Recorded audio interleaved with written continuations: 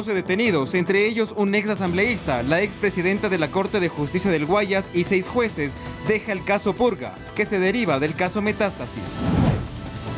Comisión de Fiscalización insiste en la comparecencia de la excomandante general de policía Tania Varela por su presunta participación con el crimen organizado. 7 organizaciones políticas se inscribieron para hacer campaña durante la consulta popular y referéndum 2024. En lo internacional, al menos 10 muertos y más de 3.600 presos fugados dejó este fin de semana una violenta jornada encabezada por las principales bandas criminales de Haití. En los deportes, Barcelona y Emelec sumaron 3 puntos en la primera fecha de la Liga Pro. Liga de Quito cierra la jornada recibiendo al Macará.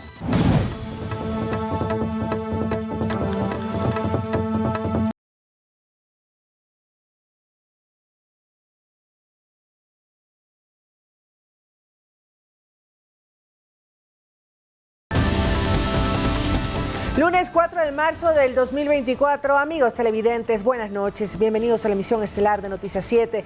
Como siempre, los invitamos para que nos sigan a través del telégrafo.com.es, ecuadortv.es, que nos escuchen en el dial de Pública FM a través de nuestras redes sociales y ahora en sus pantallas, que podrán ver un código QR. Los invitamos a escanearlo para que con su teléfono celular puedan acceder a toda la información actualizada y verificada del telégrafo digital. De inmediato empezamos. Bienvenidos.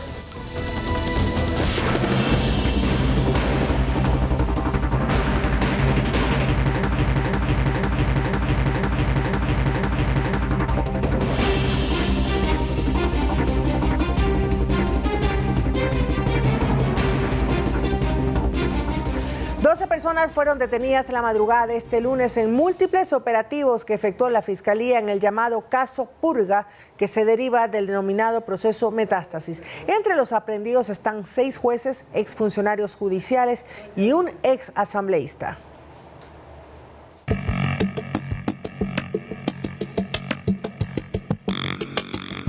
Más de 12 allanamientos se efectuaron la madrugada de este lunes en la provincia del Guayas como parte de una investigación por el delito de delincuencia organizada, a la que se la llamó Caso Purga, derivada del denominado proceso Metástasis, que en su tiempo develó vínculos de instituciones con el narcotráfico. El caso Purga es una demostración de cómo la corrupción se generaba desde las más altas esferas de la política legislativa, que ponía a su servicio, y obviamente al del narcotráfico, la administración de justicia en una de las provincias más influyentes del país, Guayas, por medio de la cual economías criminales habían encontrado un vehículo de operación muy rentable para que campee la impunidad. 12 personas resultaron detenidas. Se trata de Fabiola Gallardo, expresidenta de la Corte Provincial de Justicia. En su vivienda se levantaron indicios como documentación, joyas, equipos electrónicos y de almacenamiento, entre otros. El ex asambleísta Pablo Muentes y su esposa. Entre los indicios recabados en su vivienda ubicada en la isla Mocolí están 2 armas de fuego, teléfonos celulares, dispositivos de almacenamiento, relojes Rolex, licores, joyas, documentos y $7.500 en efectivo. Otro de los detenidos es el juez de la provincia del Guayas, Johan M., el juez Guillermo B., Fausto A., Saúl M., quien sería personal administrativo del Consejo de la Judicatura en esa provincia, así como los jueces Reinaldo Ceballos, Henry T., Alberto L. y el juez Nelson Mesías P. Otra de las personas detenidas es Ruth S., procuradora judicial del Cuerpo de Ingenieros del Ejército. Formularé cargos contra los aprehendidos de este operativo en las próximas horas, quienes han permitido que la política legislativa, la justicia y el narcotráfico trabajen de la mano. A través de su cuenta X, desde la presidencia de la Corte Provincial del Guayas, se reafirmó el respaldo a todas las investigaciones conducentes a garantizar la transparencia en el ámbito judicial, cuyo titular es el doctor Hugo González, a quien la Fiscalía también allanó su vivienda y oficina en la Corte Provincial. Contamos con elementos que evidencian la necesidad de sanear el sistema judicial para librarnos de la corrupción y de la profunda descomposición estructural de la que hemos sido testigos estos últimos meses. Olga Velasco, Noticias 7. En este tema, los detenidos por el caso Purga llegaron a la capital a las 16 horas de este lunes 4 de marzo. Ellos salieron vía aérea desde la base de Guayaquil y llegaron al aeropuerto Mariscal Sucre en Quito para después ser transportados vía terrestre a la unidad de flagrancia y posteriormente a la Corte Nacional de Justicia para la respectiva audiencia de formulación de cargos.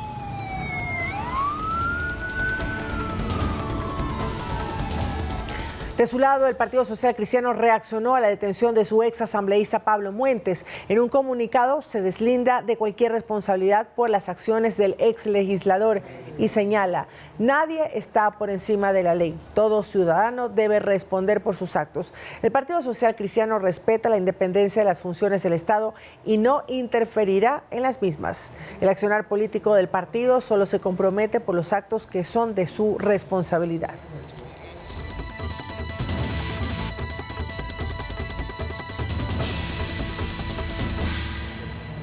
La Comisión de Fiscalización volvió a llamar al excomandante general de la Policía, Tania Varela, para que comparezca por las acusaciones de presuntas colaboraciones con el crimen organizado. La cita será el próximo miércoles. Tal como se había anunciado, la excomandante general de policía Tania Varela no asistió a la comisión de fiscalización que investiga su presunta participación con el crimen organizado, a la cual fue convocada el pasado 1 de marzo. Varela había señalado en sus redes sociales que: frente a un comunicado tan informal y debido a que la Asamblea no es titular de acción penal alguna, me excuso de comparecer ante la comisión, exhortando a sus miembros a cumplir el debido proceso y formalidades de ley. La presentación de excusas burdas para no querer dar la cara al país, nosotros no lo vamos a permitir en la Comisión de Fiscalización. En días pasados se hizo público un informe del Frente Parlamentario Anticorrupción, liderada por el asesinado Fernando Villavicencio, donde se menciona a Varela como alias La Madrina, quien sería colaboradora de organizaciones narcotraficantes. Según dicho informe, Varela ponía oficiales de confianza en puntos claves para los envíos de estupefacientes. Quien no estaba convocado pero pidió ser escuchado fue el general en servicio pasivo Víctor Arauz, quien en 2021 fue cesado en funciones tras un informe de Tania Varela. En su comparecencia, Arauz dijo que las altas esferas del gobierno de Guillermo Lasso conocían de estas investigaciones. Conocían de una investigación de narcotráfico que prefirieron callarla, protegerse entre ellos y obviamente eso le dio a la señora Varela, con el aval del presidente, toda la potestad para hacer y deshacer y manosear a la institución y sacar de manera ilegal a 4 generales. Recordemos que la policía llevaba a cabo una investigación por narcotráfico vinculado a la mafia albanesa, que también salpicaba a un familiar del expresidente Lasso, pero esta fue archivada. Fue esa investigación de narcotráfico la que fue archivada para beneficio personal y para tapar en su momento, como decía, al cuñado del presidente Lasso. A la diligencia tampoco asistieron los ex generales Gilberto Ponce y José Ponce, además del general en funciones de la policía César Zapata, actual comandante. Finalmente la comisión insistió en la comparecencia de Tania Varela y la citó para el próximo día miércoles. Edison Saavedra, Noticias 7.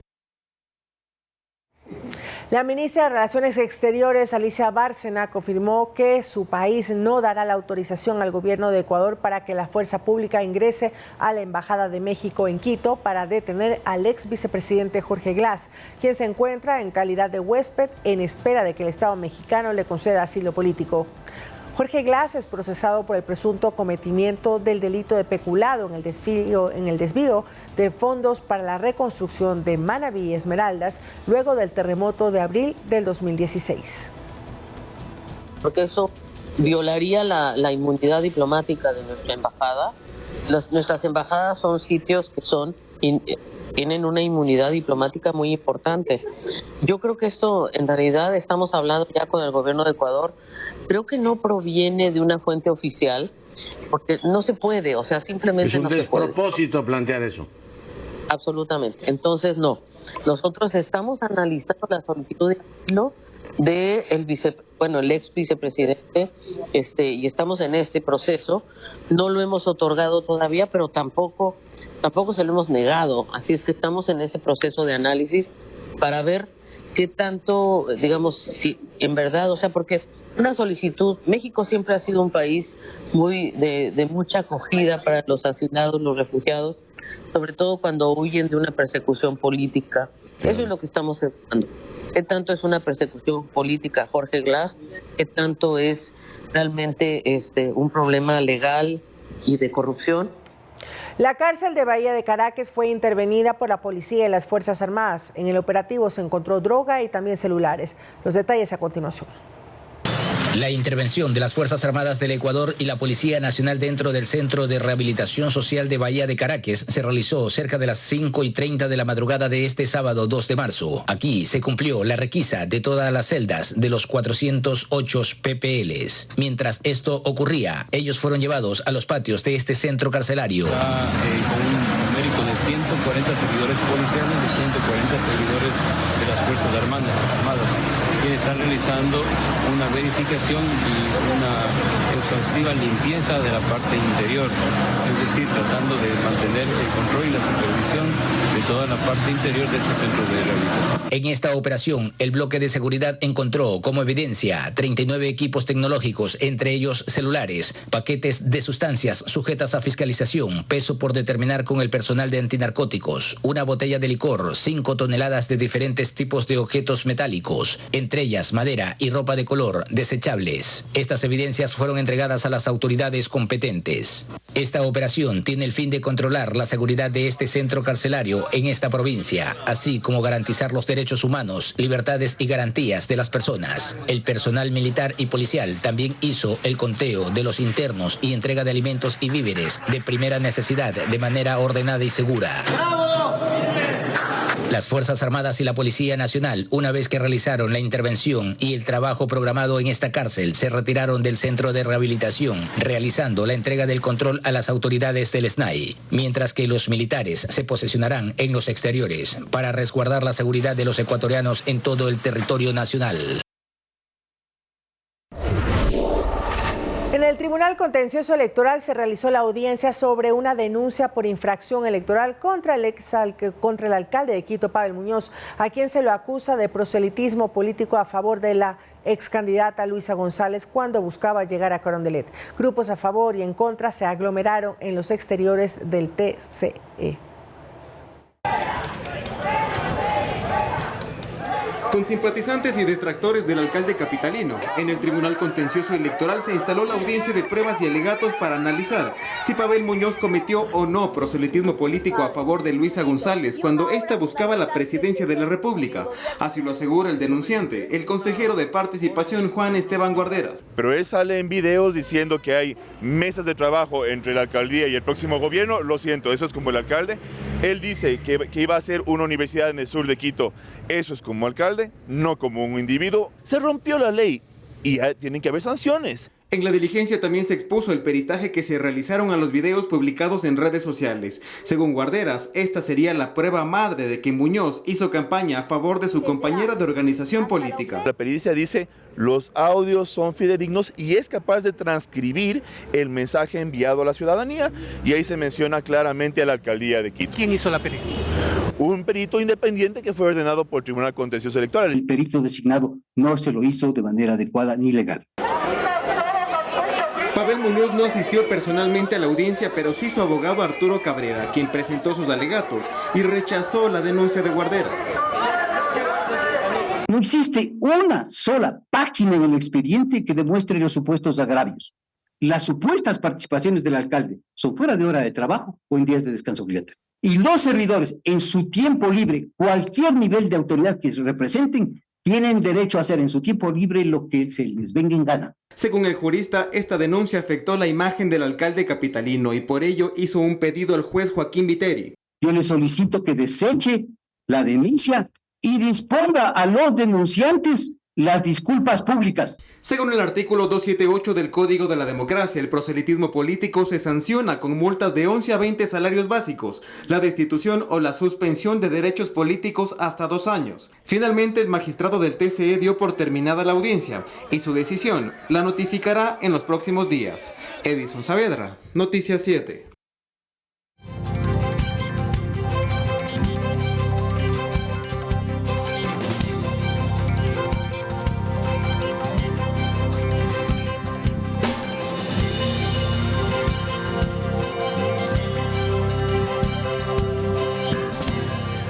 Organizaciones políticas y sociales de índole nacional tuvieron hasta este lunes para inscribirse en el Consejo Nacional Electoral con el fin de participar en la campaña electoral de la consulta popular y referéndum del 21 de abril.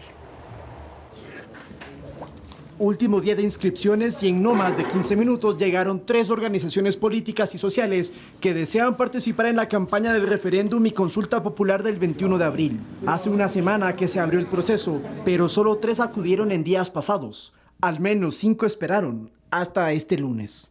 Y aún faltaban por acudir más, antes de que cerrara el proceso, a las 23 horas con 59 minutos. Las inscritas hasta el último corte eran Unidad Popular, el Movimiento Construye, la organización política Amigo, Avanza, Creo, Democracia Sí y el Partido Socialista Ecuatoriano.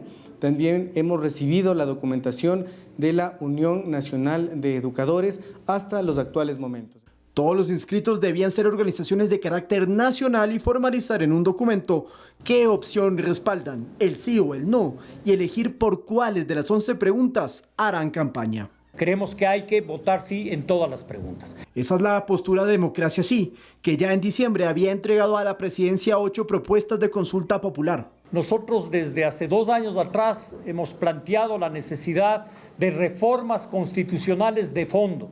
El país no puede seguir viviendo la situación de inseguridad jurídica, de la toma del crimen organizado de instituciones del Estado. Pero no era obligatorio registrarse para hacer campaña entre el 7 y 18 de abril en todas las preguntas. Nosotros hemos considerado la necesidad de solamente inscribirnos en una de las 11 preguntas. En esta pregunta nosotros vamos a convocar para votar no. A la que hace referencia el Partido Socialista Ecuatoriano es a la cuarta del referéndum, en la que tanto Unidad Popular como la Unión Nacional de Educadores, UNE, se inscribieron por el no. Entre ellas, se repartirían los $2 millones aproximados para cada opción. Hasta el jueves 7 de marzo, el Pleno del Consejo Nacional Electoral puede conocer y calificar a todas las organizaciones que se hayan inscrito, pero la lista oficial en firme la conoceremos el próximo 5 de abril y luego empezará la campaña en las fechas que hemos mencionado en este reportaje. Desde el CNE, con cámaras de Juan Pablo Moreno, Lautaro Andrade Castro, Noticias 7. Vamos con otros temas. Continúan las actividades en el extranjero del presidente de la República, Daniel Noboa, desde Canadá. Este 4 de marzo participó en el evento Ecuador Day, organizado por la Cámara de Minería de Ecuador en el marco de la Convención Mundial de Exploración y Minería en Toronto. Algunos de los temas que se abordaron fueron la sostenibilidad, la innovación tecnológica y la responsabilidad social corporativa en la minería. Además, en la cuenta de Twitter, ahora ex de la presidencia, se dio a conocer que parte de la participación del primer mandatario es para fomentar la inversión extranjera en este sector.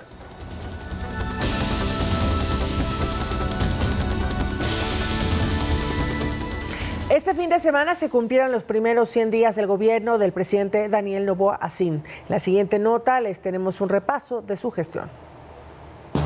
El éxito de este gobierno no es soñar, es cumplir los sueños. El gobierno de Daniel Noboa cumplió sus primeros 100 días en funciones. En seguridad, se declaró un nuevo estado de excepción. Desde ese día, los grupos de delincuencia organizada pasaron a ser grupos terroristas. Esto es una victoria del país. Durante los primeros 50 días de vigencia del conflicto armado interno, hubo 115.133 operativos y se detuvo a 9.210 personas, según los datos que reportó el Ministerio de Gobierno. Con el trabajo valiente y decidido de las Fuerzas Armadas y Policía Nacional, logramos la reducción de las muertes violentas. La mayor apuesta del gobierno para cubrir el déficit fiscal heredado y los gastos derivados del conflicto armado interno fue la presentación de leyes económicas urgentes. Hasta el momento, 5 fueron enviadas a la Asamblea Nacional y una de ellas relacionadas con el turismo. Esta es una gran ventana y la mejor oportunidad que tiene nuestro país. Y en economía, hemos creado 50.000 plazas para jóvenes. Desde el 29 de enero pasado, las autoridades monitorean las intensas lluvias ocasionadas por el fenómeno El Niño. Para atender la emergencia, en el país hay 2.000 alojamientos debidamente certificados. El gobierno también ha entregado kits de ayuda a los afectados y brindado atención. Para una atención sanitaria con calidad. Manuela Bedón, Noticias 7. Este lunes 4 de marzo retornaron a la presencialidad 31 instituciones educativas del régimen Sierra Amazonía que permanecían en modalidad virtual desde la declaratoria de excepción por el conflicto armado interno el pasado 9 de enero. El Ministerio de Educación, a través de su cuenta de X, dio a conocer que esta reincorporación significa que el 100% de las unidades educativas a escala nacional se encuentran en la presencialidad. Además, solicita a los planteles educativos que apliquen los lineamientos para la prevención, preparación y respuesta ante la presencia de eventos peligrosos y conmoción social en los entornos de los planteles educativos.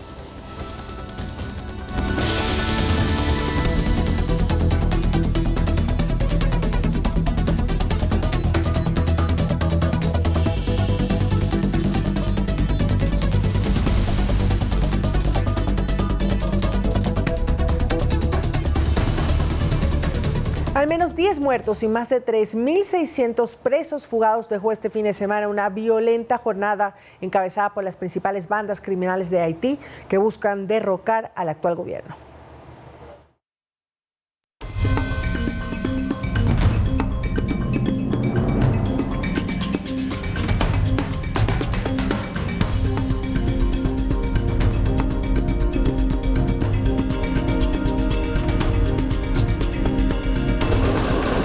Intensos tiroteos entre bandas armadas y policías se registraron el pasado sábado 3 de marzo en Puerto Príncipe, Haití. Líderes criminales encabezaron el asalto a la prisión civil de la capital haitiana, de la que fugaron más de 3.600 reos, es decir, casi la totalidad, quedando apenas un 3% tras las rejas. En medio del caos, al menos 10 cadáveres quedaron en los alrededores de la prisión al tiempo que la policía intentaba recuperar el orden. El gobierno declaró el domingo estado de emergencia y toque de queda en respuesta a los hechos de extrema violencia. Las pandillas buscan derrocar al primer ministro Ariel Henry, quien sin convocar a elecciones tomó el poder en 2021 tras el asesinato del entonces presidente Jovenel Moïse. Llamamos a la policía haitiana y a los militares a detener a Ariel Henry. Haití debió celebrar votaciones el pasado 7 de febrero, día en el que cientos de personas salieron a protestar en las calles por la prórroga en funciones del primer ministro. Miriam Zambrano, Noticias 7.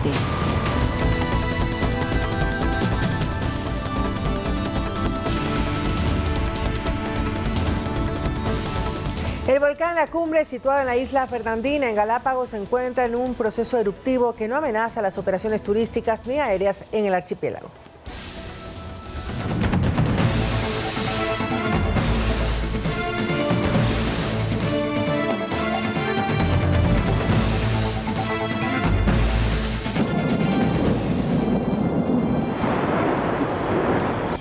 El volcán La Cumbre, ubicado en la isla Fernandina, en el archipiélago de Galápagos, entró este fin de semana en un proceso eruptivo. Según informó el Instituto Geofísico de la Escuela Politécnica Nacional, se pudo observar por monitoreos satelitales una emisión de gas asociada a la erupción de este volcán que tiene una altura de 1.476 metros. En el transcurso de este último domingo, la nube de gas, sin mayor contenido de ceniza, tuvo un desplazamiento por acción del viento hacia el occidente, noroccidente y suroriente de la isla, sin sobrepasar poblaciones y sin alterar las operaciones aéreas en las Galápagos. Fernandina es una isla deshabitada, por lo que no hay riesgo para la especie humana. Además, la erupción no representa un riesgo para el turismo, ya que no amerita suspender las actividades más populares en el archipiélago. Javier Ceballos, Noticias 7. A finales de marzo se conmemorará en Ecuador la Semana Santa, lo que corresponde a 3 días de asueto, mediante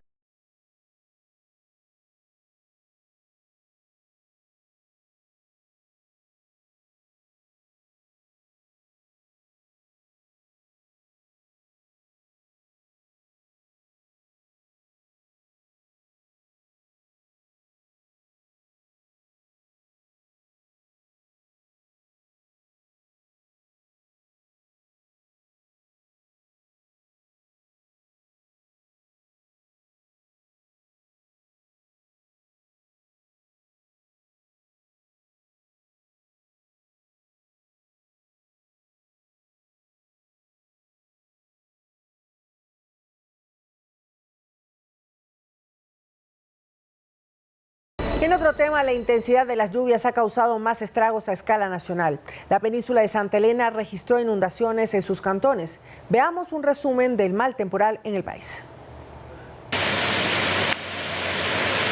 Un vehículo parecía que navegaba por el cantón Salinas, provincia de Santa Elena. Esa fue la tónica del lunes en la península, donde la lluvia no dio tregua. La magnitud de las precipitaciones fue tal que hasta en la acera, a pocos kilómetros del mar, también había olas. La situación no mejoró conforme el paso de las horas. Las inundaciones afectaban a vecindarios enteros y los moradores exigían atención inmediata.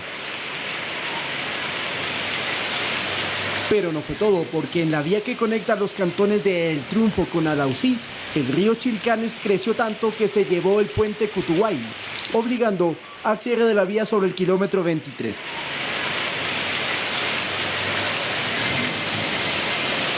Y más al norte, la ALUAC Santo Domingo tampoco permite aún el paso por el kilómetro 82 sobre el puente del río Lelia. Sector Lelia.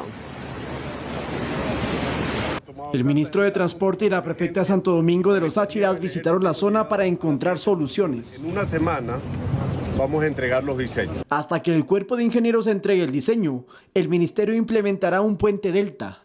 Eso con el inconveniente de que las lluvias fuertes continuarán en el Ecuador. Lautaro Andrade Castro, Noticias 7. Cientos de familias están afectadas en 3 recintos de Babahoyo, donde debido a las intensas lluvias, las casas de los moradores de ese lugar llevan 5 días llenas de agua. Las fuertes precipitaciones registradas en Babahoyo continúan causando estragos en la zona rural del cantón. En la parroquia Pimocha, recintos como La Delia, Puerto de Luna y La Julia, sus habitantes quedaron con el agua a la cintura luego que una fuerte creciente los tomó por sorpresa tras el desbordamiento del estero La Julia. Algunos intentaban sacar los pocos enseres que aún les servían, mientras que a otros el agua no les dio tiempo a nada, puesto que los sorprendió mientras dormían. Esta inundación fue a las 2 de la mañana, 2:30 de la mañana fue. Porque ya dijo uno, cuando yo no se despertó, ya se despertó con el agua dentro de las casas.